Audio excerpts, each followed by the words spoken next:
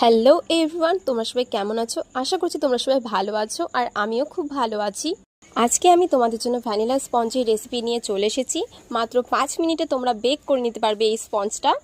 প্রথমে কার্ড এবং powder sugar mix করে নিয়েছি। তারপর আমি ফ্লেভারলেস অয়েল নিয়ে নিয়েছি, তারপর সেটাকেও মিক্স করে নেব। এবার আমরা ড্রাই ইনগ্রিডিয়েন্টসগুলোকে রেডি করে নেব। একটা বাউলে পরিমাণ মতো all purpose flower, milk powder, baking powder, baking soda নিয়ে নিয়েছি। এরপর আমরা আগে যে ব্যাটারটা রেডি করে রেখেছিলাম সেটার মধ্যে এই ড্রাই ইনগ্রিডিয়েন্টসগুলোকে অল্প অল্প করে দিয়ে দেব। ড্রাই ইনগ্রিডিয়েন্টস মিক্স করার পরে তারপর আমরা অল্প অল্প করে মিল্ক দিয়ে ব্যাটারটাকে রেডি করে নেব। সব শেষে আমরা ভ্যানিলা এসেন্স দিয়ে দেব। তারপর আমরা আলতো হাতে মিক্স করে নেব, ওভার মিক্স করা যাবে না।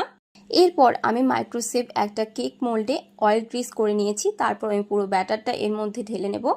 মাইক্রো পাওয়ার মোডে 2 মিনিট প্রিহিট করার পর 5 মিনিট বেক করে নিলেই আমাদের কেক স্পঞ্জ রেডি হয়ে যাবে।